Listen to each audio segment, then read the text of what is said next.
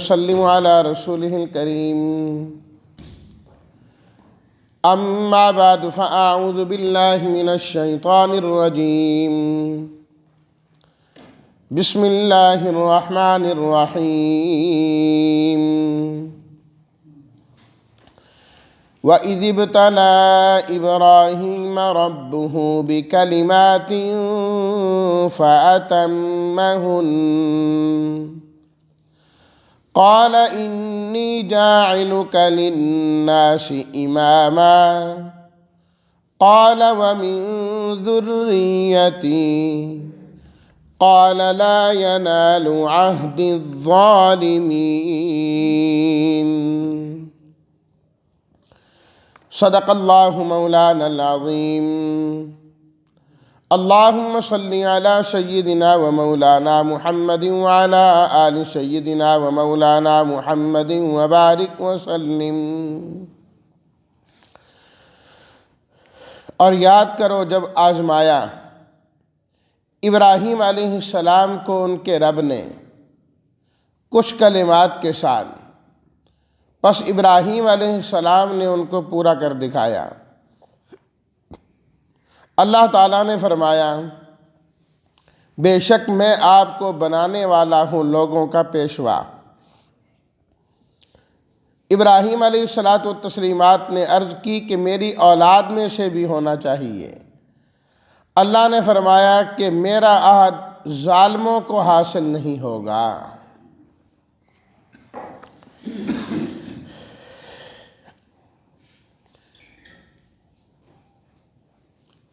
سورہ البقرہ کی آیت نمبر 124 ہے۔ یہ 124 آیت سے لے کر آگے 176 نمبر آیت تک کی جو آیات ہیں، ان میں اللہ تعالیٰ نے نبی کریم صلی اللہ علیہ وسلم کی رسالت کو بیان فرمایا۔ اس سے پہلی جو آیات ہے اس میں اللہ تعالیٰ کی توحید اور وحدانیت تھی۔ یا ایھا الناس اعبدوا، اے لوگو اللہ کی عبادت کرنے والے بنو، جس میں اللہ تعالیٰ نے حضرت آدم علیہ السلام کی تخلیق کا واقعہ بیان فرمایا، اور پھر بنی اسرائیل کو الگ سے خطاب فرمایا کہ تم اللہ کی توحید کو قائم کرنے والے بنو،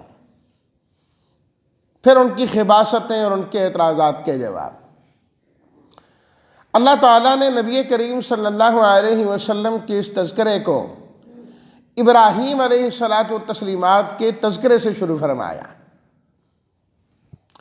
کیونکہ حضرت ابراہیم علیہ السلام نبی کریم صلی اللہ علیہ وسلم کے جد امجد ہیں۔ آپ علیہ السلام حضرت اسماعیل علیہ السلام کی اولاد میں سے ہیں، اور حضرت اسماعیل حضرت ابراہیم علیہ السلام کے بیٹے ہیں، اور آپ علیہ السلام کی جو ملت حنفیہ ہے، ملت حنفیہ کے موجد یوں کہیے وہ حضرت ابراہیم علیہ السلام ہیں، اور جو قبلہ ابراہیم علیہ السلام کا تھا وہی قبلہ نبی کریم صلی اللہ علیہ وسلم کا بھی تھا۔ تو ان تمام لحاظوں سے حضرت ابراہیم علیہ السلام اور نبی کریم صلی اللہ علیہ وسلم میں یکسانیت ہے۔ ابراہیم علیہ السلام نے بیت اللہ کی تعمیر کر کے اللہ سے دعا کی کہ پروردگار بیت اللہ میں نے تعمیر کیا ہے، اس کو آباد کرنے والے آپ بھیج دیں۔ آپ علیہ السلام نے فرمایا ابراہیم علیہ السلام کی دعا اللہ نے میرے حق میں قبول فرما لی۔ تو اس لیے نبی کریم صلی اللہ علیہ وسلم کے رسالت کے تذکرے میں اللہ نے تفصیلی تذکرہ 1.5-2 رکوع کے اندر ابراہیم علیہ السلام کا فرمایا،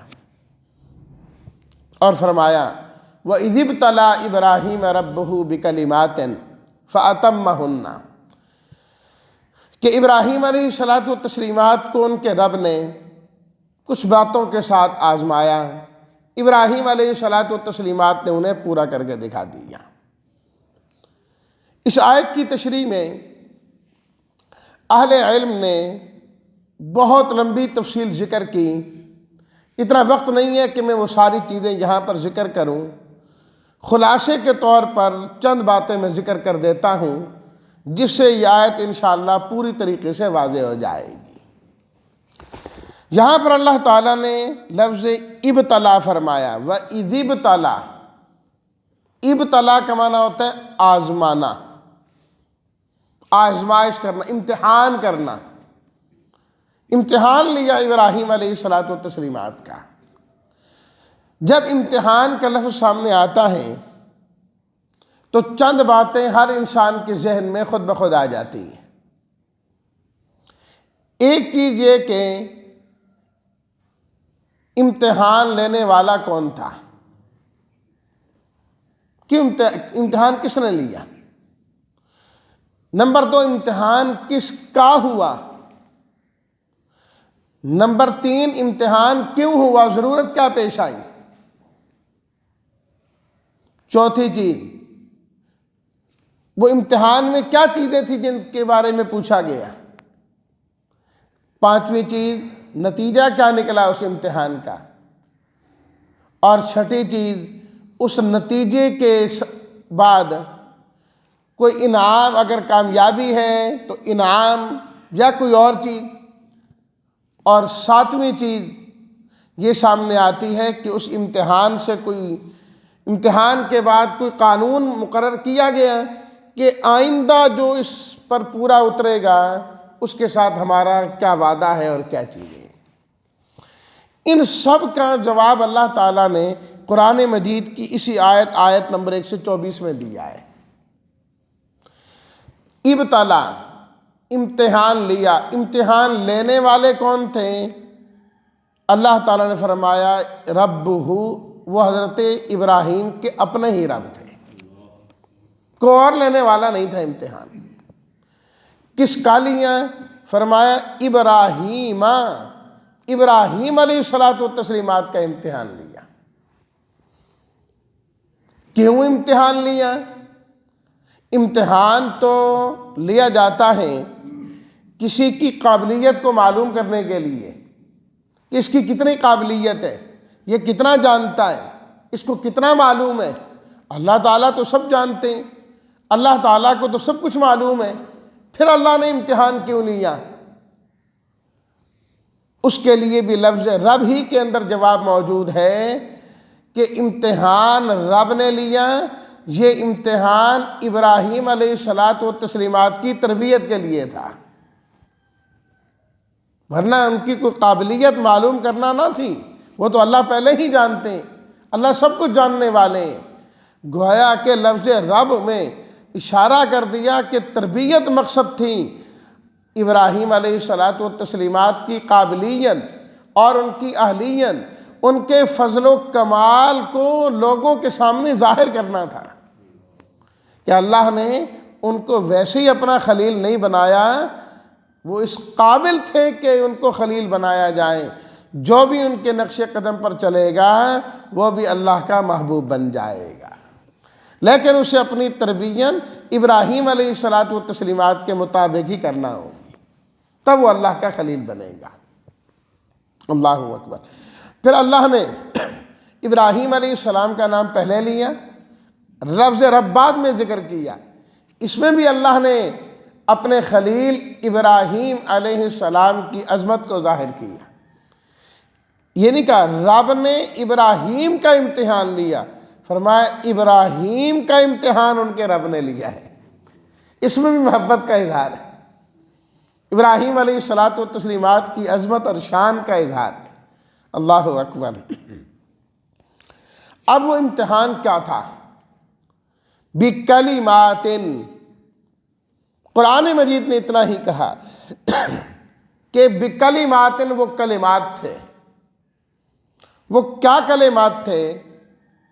علامہ ابن کثیر رحمۃ اللہ علیہ نے اور تفسیر قرطبی والی امام قرطبی نے اور دیگر مفسرین کرام نے اس میں یوں سمجھیے جو موٹی باتیں ذکر کی ہیں وہ 3 قسم کی باتیں ذکر کی ہیں۔ پہلی چیز، اس سے مراد ان کے عملی امتحانات ہیں کہ اللہ رب العزت کے ہاں جو امتحانات ہوتے ہیں وہ اس طرح نہیں جس طرح کسی تعلیمی ادارے میں پڑھنے والے سے سوالات ہوتے ہیں کہ اس کو پیپر دے دیا جائے کہ اس کو حل کرو، یا براہ راست اس سے سوالات و جوابات کیے جائیں، ایسی بات نہ تھی۔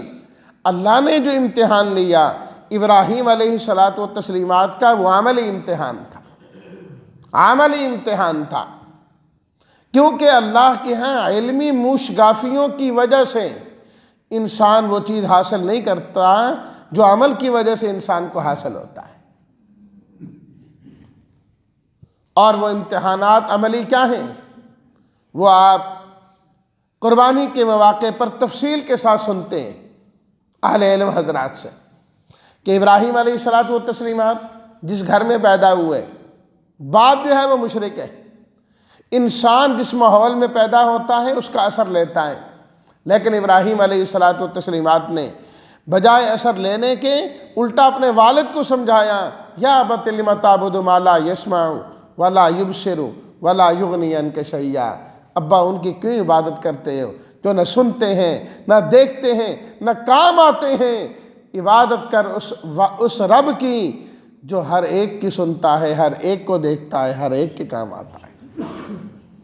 پوری تقریر سورہ مریم میں اللہ نے ذکر فرمائی۔ دوسرے نمبر پر، انسان جس سوسائٹی کا فرد ہوتا ہے اس کا اثر قبول کرتا ہے۔ ساری قوم مشرک ہے، بت پرست ہے، ابراہیم علیہ الصلاۃ والتسلیمات متاثر نہیں ہوئے، الٹا ان کو سمجھایا، یہ جن کو تم پکارتے ہو نا، یہ نہ تمہیں نفع دے سکتے ہیں نہ نقصان دے سکتے ہیں، یہ کچھ نہیں کر سکتے، اور یاد رکھو ان سب کی میں نے ایک دن گت بنانی ہے، پھر نہ کہنا میں نہیں چھوڑوں گا۔ تاللہ لاکیدن اصنامکم بعد ان تولوا مدبرین، آگے پیچھے ذرا ہو کے دیکھو، مجھے موقع ملا نہ چھوڑنا کوئی نہیں ہے میں نے ان کو۔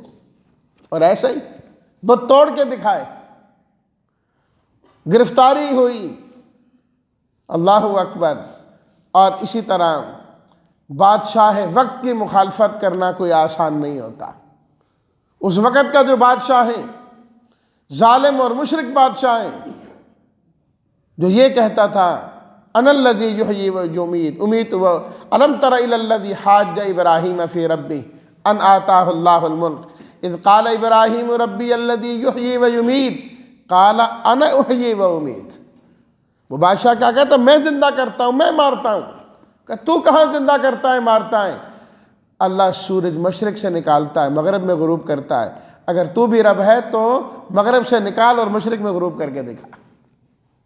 فَبُهِتَ الَّذِي كَفَرَ، فرمایا بھاگ گیا کافر، نہیں رہ سکا۔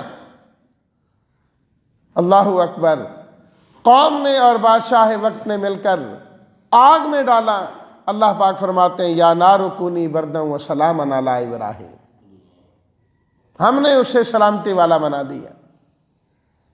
حکم ہوتا ہے کہ اپنے وطن کو چھوڑ جائیے۔ حضرت ابراہیم، بیوی حضرت سارہ، بھتیجے حضرت لوط علیہ السلام، 3 آدمی اپنا وطن چھوڑ کے جا رہے ہیں۔ اللہ اکبر۔ مصر سے گزرتے ہیں۔ مصر کا بادشاہ بڑا ظالم ہے، اس نے حضرت ابراہیم علیہ الصلاۃ والتسلیمات کی بیوی کے ساتھ زیادتی کرنے کی کوشش کی۔ اللہ تعالیٰ نے حفاظت فرمائی، اور پھر آخر میں اس نے، وقت نہیں کہ ساری تفصیل میں ذکر کروں، اس نے پھر باندی کے طور پر حضرت ہاجرہ دے دی، اور حضرت لوط علیہ الصلاۃ والتسلیمات کو راستے میں نبوت عطا ہوئی، اور وہ اپنی بستی کی طرف چلے گئے۔ شام کے اندر حضرت ابراہیم اور ان کی بیوی حضرت سارہ اور وہ حضرت ہاجرہ جو ان کو ملے تھیں وہ بھی ان کی بیوی ہو گئی، 3 شام میں پہنچے۔ اللہ تعالیٰ نے اگلی آزمائش ڈال دی کہ بیٹا ہوا، اور اللہ سے مانگ مانگ کے لیا، فرمایا ان کو چھوڑ کے آؤ۔ کہاں شام؟ اور کہاں جو ہے مکہ المکرمہ وادی غیر ذی زرع کے اندر چھوڑ کے آئے، اور یہ ایک بہت بڑی آزمائش، اور پھر وہ سارا واقعہ زمزم ملنا، اور یہ ساری چیزیں وقتاً فوقتاً ابراہیم علیہ الصلاۃ والتسلیمات آ کر پتہ کر کے جاتے ہیں، لیکن بیوی بچوں کو یہیں پر چھوڑا ہوا ہے۔ اللہ اکبر۔ پھر جو ہے ابراہیم علیہ الصلاۃ والتسلیمات کے لیے اگلا امتحان کہ وہ شیرخوار بچہ جب تھوڑا بڑا ہوا، اللہ تعالیٰ فرماتے ہیں فَلَمَّا بَلَغَ مَعَهُ السَّعْيَ، جب وہ اس عمر کو پہنچے کہ وہ آپ کے ساتھ دوڑ سکیں، چل پھر سکیں، تو انسان کو اپنی اولاد سے کتنی امیدیں ہونے لگ جاتی ہیں۔ اللہ اکبر۔ کیا میرا بچہ بڑا ہو گیا ہے، میرے ساتھ چلنے لگا ہے، تھوڑے بہتے میرے ہاتھ بٹانا شروع ہو گئے ہیں، اور اس موقع پر اللہ کی طرف سے حکم آ جائے کہ اپنے ہی ہاتھ سے اپنے بیٹے کو ذبح کرنا ہے، اپنے ہی ہاتھ سے ذبح کرنا، تو کتنا مشکل ہے انسان کے لیے۔ انسان سب کچھ برداشت کر جاتا ہے، لیکن اپنی اولاد کی تکلیف نہیں برداشت کر سکتا، پریشانی نہیں برداشت کر سکتا۔ وہ چند دن پہلے بھی روایت میں نے ذکر کی تھی نا کہ آپ علیہ الصلاۃ والتسلیمات نے دیکھا کہ آخری وقت ہے ایک بیٹے کا، لیکن روح نہیں نکل رہی، مشکل میں آپ علیہ الصلاۃ والتسلیمات تشریف لائے، والدہ سے پوچھا تیرا بیٹا کیسے؟ کہا بڑا نیک آدمی، بہت اچھا ہے، تیرے ساتھ رویہ کیسا؟ فرمایا یہ نہ پوچھو، میرے ساتھ اس کا رویہ نہیں ٹھیک رہا، بڑا تنگ کیا اس نے مجھے۔ فرمایا چھوڑ دے اس کو، معاف کر دے۔ کہا معاف نہیں کرنا اس کو، مجھے بہت تنگ کیا اس نے، ویسے بہت نیک تھا۔ ناراض ہے والدہ۔ آپ علیہ الصلاۃ والتسلیمات نے فرمایا اچھا یوں کرو کہ لکڑیاں جمع کرو، یہاں پر جمع کرو لکڑیاں یہاں پہ۔ جی کس لیے؟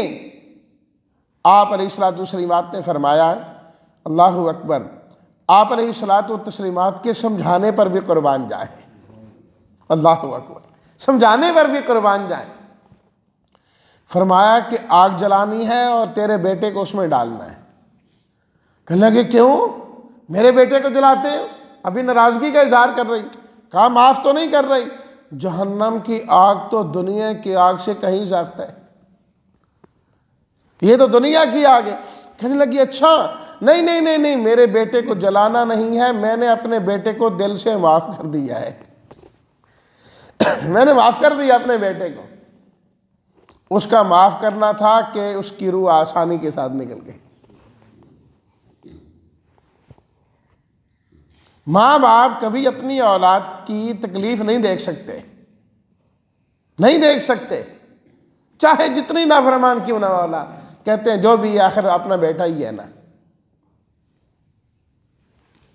لیکن قربان جائیے حضرت ابراہیم علیہ الصلاۃ والتسلیمات کے ایمان پر کبھی کوئی چیز اللہ کی محبت میں آڑے آنے ہی نہیں دی، آڑے آنے ہی نہیں دی۔ ٹھیک ہے پروردگار تیرا حکم ہے، بیٹا حضرت اگر والد حضرت ابراہیم جیسے ہیں، اللہ نے حضرت اسماعیل کو بھی اسی طرح وفا کا پیکر بنایا۔ الولد سر لابیہ، باپ کی کچھ نہ کچھ خوبیاں اولاد میں ہوتی ہی ہیں، اچھی یا بری صفات جو باپ میں ہو نا، اس کا کچھ نہ کچھ عکس اولاد میں ضرور ہوتا ہے، اولاد میں ضرور ہوتا ہے۔ بہادر ماں باپ کی اولاد میں بہادری ضرور پائی جاتی ہے، سخی ماں باپ میں اگر اللہ اولاد دے تو اولاد میں بھی کچھ نہ کچھ سخاوت ضرور ہوتی ہے، اس درجے کی ہو نہ ہو کچھ نہ کچھ رمق ہوتی ہے۔ اچھے خاندان کے ہیں ماں باپ تو وہ اچھائی اولاد میں بھی ہوتی ہے، اگر خاندانی اور ان اعتباروں میں کمی ہو تو اولاد میں کچھ نہ کچھ کمی رہتی ہے۔ یہ اثرات ہوتے ہیں، یہ نہیں ہو سکتا کہ نہ ہو۔ وہ غزوہ حنین کے موقع پر اللہ اکبر جب شروع میں تھوڑی سی پریشانی آئی نا، مسلمان ذرا ادھر ادھر ہونے لگے، تو آپ علیہ الصلاۃ والتسلیمات ثابت قدم رہے، اور آپ علیہ الصلاۃ والتسلیمات نے بآواز بلند فرمایا، انا النبی لا کذب انا ابن عبد المطلب، اللہ کا نبی ہوں، جھوٹا نہیں ہوں، بھاگوں گا نہیں، بہادر ہوں، اس واسطے کہ میرے باپ دادا بھی بہادر تھے۔ انا ابن عبد المطلب، فرمایا عبد المطلب کا پوتا ہوں۔ بھلا یہ خاندان بھی کبھی بھاگا؟ فرمایا شجاعت تو ہماری گھٹی میں رکھی ہوئی ہے، یہ نہیں جا سکتی، جو چیزیں گھٹی میں ہوتی ہیں وہ نہیں جایا کرتی۔ تو اگر والد ابراہیم جیسے وفادار ہیں، بیٹے بھی حضرت اسماعیل جیسے وفادار ہیں۔ والد کیا کہہ رہے ہیں؟ یا بنیا، اے پیارے پیارے بیٹے، انی ارا فی المنامی، میں خواب میں دیکھ رہا ہوں کہ آپ کو ذبح کر رہا ہوں، فانظر ماذا ترا، بیٹے بتا تیرا کیا خیال ہے۔ بغیر کسی حیل و حجت کے بیٹا کیا کہتے ہیں؟ یا ابتی، اللہ اکبر۔ ایک دن وہ تھا حضرت ابراہیم اپنے والد سے کہہ رہے تھے یا ابتی، اے پیارے ابا جان، جبکہ باپ مشرک ہے، لیکن ادب میں حضرت ابراہیم نے کبھی نہ کی، اللہ نے اولاد بھی وہ دی، انہوں نے بھی ادب میں کبھی کمی نہ کی۔ اگر باپ سے آنکھیں ٹھنڈی نہ ہوئیں، اللہ نے اولاد سے آنکھیں ٹھنڈی کرا دی۔ یا ابتی، آج وہی بیٹے اسماعیل ہیں، ابا کو اسی انداز میں خطاب کر رہے ہیں جس انداز میں کل والد حضرت ابراہیم اپنے والد کو خطاب کر رہے تھے۔ میں نے پہلے کہا نا، خاندانی اثرات ہوتے ہیں۔ اے ابا جان، جو رب کا حکم ہے آپ اسے پورا کر دکھائیں۔ ستجدنی انشاءاللہ، رب نے چاہا تو آپ مجھے صبر کرنے والا پائیں گے۔ فلما اسلم، جو اصل سنانا مقصد ہے، فرمایا لوگوں دیکھو اس وقت کو جب باپ قربان کرنے کو تیار اور بیٹا قربان ہونے کو تیار ہے۔ اسلم، فرمایا دونوں جھکے ہوئے تھے۔ اسلام کے دعوے داروں، اسلام سیکھنا ہے تو ابراہیم و اسماعیل باپ بیٹے سے سیکھو، اس کو اسلام کہا جاتا ہے۔ اللہ اکبر۔ پھر اللہ تعالیٰ کی جانب سے ندا کا آنا، ونادیناہ ان یا ابراہیم قد صدقت الرؤیا انا کذالک نجزی المحسنین۔ فرمایا بکلمات، یہ عملی کلمے تھے، عملی باتیں تھیں جن کے ذریعے ابراہیم علیہ الصلاۃ والتسلیمات کو آزمایا گیا۔